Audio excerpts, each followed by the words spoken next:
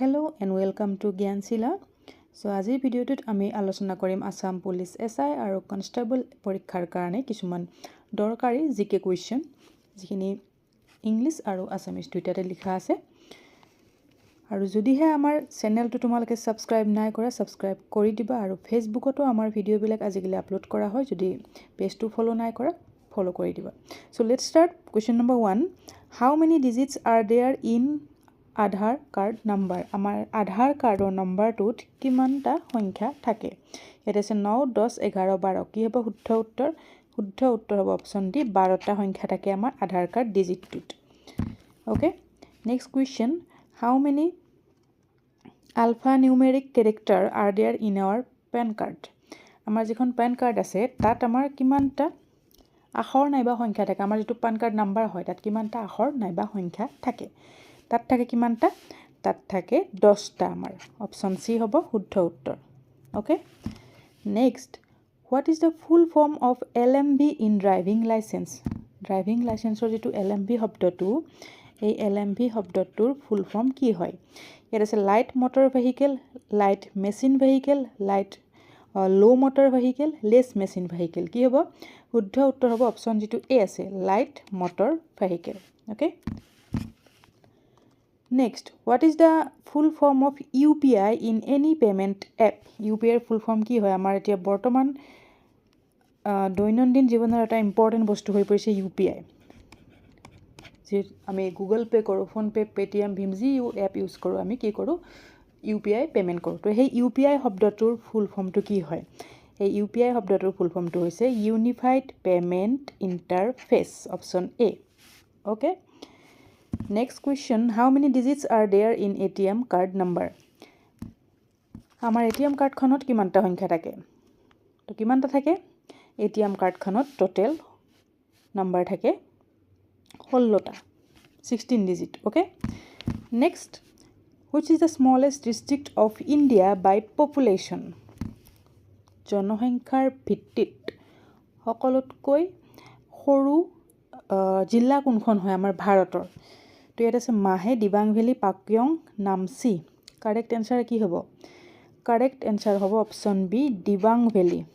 Valley যিখন অৰুণাচল প্ৰদেশত আছে এইখন একেবাৰে সৰু জিলা হয় কিহৰ ভিত্তিত জনসংখ্যাৰ ভিত্তিত বাই পপুলেশন ওকে আৰু যদি সুধে এৰিয়া ওয়াইজ মাটিকালিৰ ভিত্তিত এৰিয়াৰ ভিত্তিত সকলোতকৈ সৰু ডিস্ট্ৰিক্ট কোনখন হয় তেতিয়া অপচন এ শুদ্ধ উত্তৰ হ'ব মাহে ওকে যিখন পুডুচেৰীত আছে Next, Aravalli mountain range is spread over how many states? তো যিখন আমাৰ আৰাৱলী পৰ্বতমালা আছে বা আৰাৱলী পৰিসৰ আছে ৰিসেন্ট এটো বহুত নিউজত আছিল নিশ্চয় তোমালোকে শুনিছা তো এনেকুৱা নিউজত থকা টপিকবিলাক ইম্পৰ্টেন্ট হয় যিকোনো এক্সামৰ কাৰণে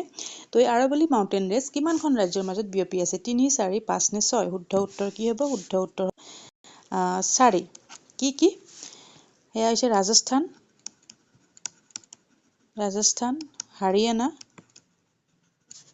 দিল্লী আৰু গুজৰাট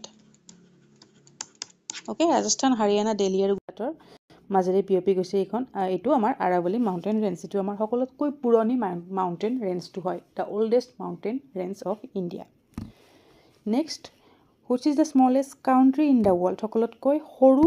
দেশ কোনখন হৈছে পৃথিৱীৰ ভিতৰত বিশ্বৰ ভিতৰত সকলোতকৈ সৰু দেশখন হৈছে তো সেইখন হ'ব কোনখন option C Vatican City Next question in which state of India is Nuakhai festival celebrated কোনখন ৰাজ্যত Nuakhai festival celebrate কৰা হয় তো কাৰেক্ট आंसर হ'ব কি অপচন এ উৰিষ্যাত কৰা হয় okay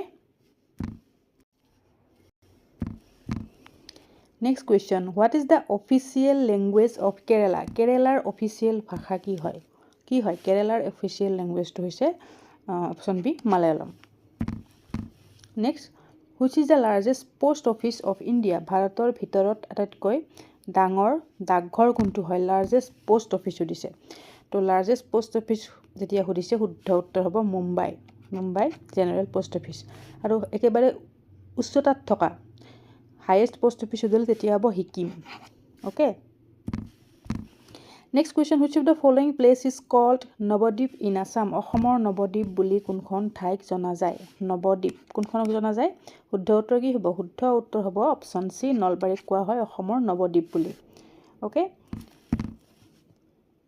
Jonbeel Mela is one of the famous festival of which tribe? Jonbeel Mela তলৰ কোনটো সম্প্ৰদায়ৰ প্ৰধান উৎসৱ হয়? কোনটো সম্প্ৰদায়ৰ হয় জোনবিল মেলা? জোনবিল মেলা হৈছে কাৰ? তিৱাসকলৰ। তিৱাসকলৰ এইটো এটা উৎসৱ হয় জোনবিল মেলা। চ' এইখিনি আজিৰ কাৰণে কুৱেশ্যন এনচাৰ।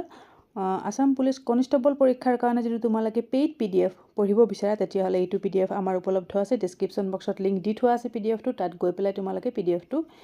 বাই কৰিব পাৰিবা, নাইবা হোৱাটছএপ যোগে কণ্টেক্ট কৰিব বিচাৰিলে হোৱাটছএপ নাম্বাৰৰ স্ক্ৰীনত দি থোৱা আছে, ইয়াত কণ্টেক্ট কৰিলে তোমালোকে PDFটো পাৰচেছ কৰিব পাৰিবা, যিটোৰ মূল্য হৈছে 70 rupees অনলি। ঠিক আছে। So' thank you so' much. Till then keep learning, keep sharing, see you চুন।